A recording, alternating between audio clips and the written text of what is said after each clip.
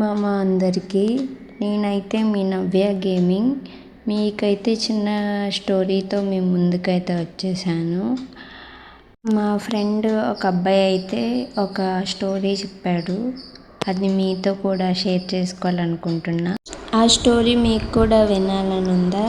సరే అయితే చెప్తా. స్టోరీలోకి వెళ్దామా?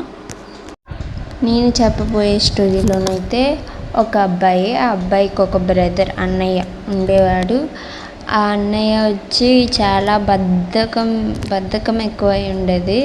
సో ఈ అబ్బాయి ఏం చేసేవాడు, ఇంకా ఫ్యామిలీని అన్నయ్య పట్టించుకోలేనప్పుడు ఇంకేం చేద్దాం, నేనే కదా పట్టించుకోవాలని చెప్పి తిను నార్మల్గా డ్యూటీ పనికి వెళ్ళేవాడు. వాళ్ళ అన్నయ్య వచ్చి కొంచెం తాగేవాడు.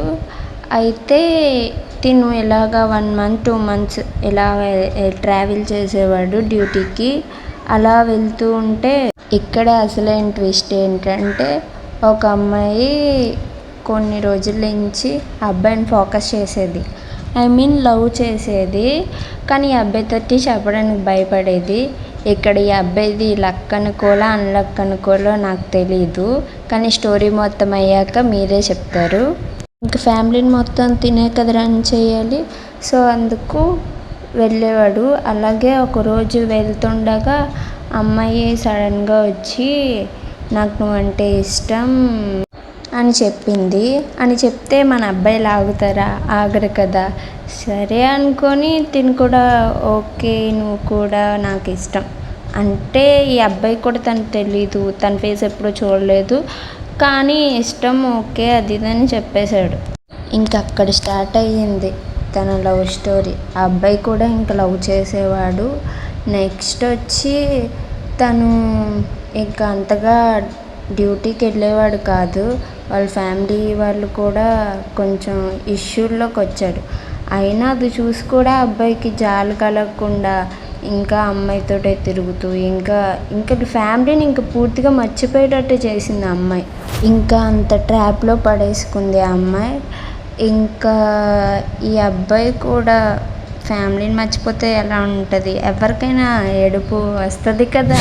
వాళ్ళ అన్నయ్య చూస్తే తాగుతున్నాడు, వీడు చూస్తే లవ్తో తిరుగుతున్నాడు. వాళ్ళ లవ్కి మొత్తం మనీ మొత్తం తీసుకెళ్ళి వాళ్ళు లవ్కి ఇచ్చేవాడు. ఇప్పుడు ఆ ఉన్న డ్యూటీ కూడా పోయింది. సో ఇక్కడ వచ్చి ఏడ్చారు అని అన్నాను కదా, ఎవరు ఏడ్చారంటే వాళ్ళ ఫ్యామిలీ.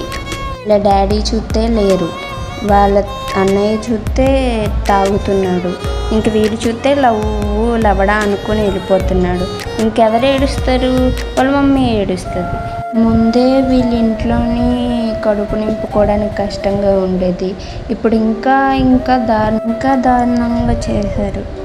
అస్సలు ఎవ్వరు ఇలా చేయకూడదు. అసలు ఫస్ట్ ఫ్యామిలీకి ప్రయారిటీ ఇవ్వాలి.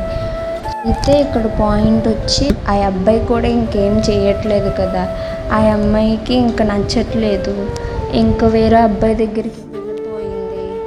ఇంకా తను కూడా ఈ అబ్బాయి చాలా ఎక్కువ ప్రేమ చూపించేవాడు, కానీ ఆ అమ్మాయి లైట్ తీసుకునేది. ఇక్కడ వీడితో ఉంటూ అక్కడ వాడితోటి ట్రాప్ నడిపేది. ఈ అబ్బాయి ఇంకా ఒకసారి షాప్ కానీ బయటికి ఎక్కడికో వెళ్తే అక్కడ ఆ అమ్మాయి రెడ్ హ్యాండెడ్గా దొరికిపోయింది. ఆ అబ్బాయి దగ్గరికి వెళ్ళి ఆ అమ్మాయి దగ్గరికి వెళ్ళి ఇలా తిన్నను లవ్ చేసింది, ఇలా మోసం చేసింది అని చెప్పాడు. ఆ అమ్మాయి కూడా ఆ అబ్బాయితోటి ఈడి పిచ్చోడు అది ఇది అని చెప్పేసి వదిలించుకొని ఇద్దరు వెళ్ళిపోయారు. వెళ్ళిపోయిన తర్వాత ఈ అబ్బాయికి ఇంకేం చేయాలో తెలియక రోజు ఆ అమ్మాయి గురించి ఆలోచించి పిచ్చోడు అయిపోయి ఇంట్లోనే పడున్నాడు. అందుకే అంటారు బ్రో, అమ్మాయి మీద కాకుండా అమ్మ మీద ఫ్యామిలీ మీద ఫోకస్ చేయని. ఎప్పుడు ఎవరు నీతో ఉండరు. మీ అమ్మ అయితే ఎప్పుడు నీకు చెడు చెప్పదు కదా, మంచి కథ చెప్తుంది. మెయిన్ పాయింట్ ఏంటంటే మీ అమ్మ తప్ప. మీ అమ్మ అంతలాగా చెప్పిన తర్వాత కూడా నువ్వు ఇలా చేయడం రాంగే కదా. ఇప్పుడు ఎవరు లవ్ చేయాలో మీకు అర్థమై ఉంటుంది కదా. ఒక అమ్మాయిగా చెప్తున్నా, అమ్మాయిలు నమ్మకండి.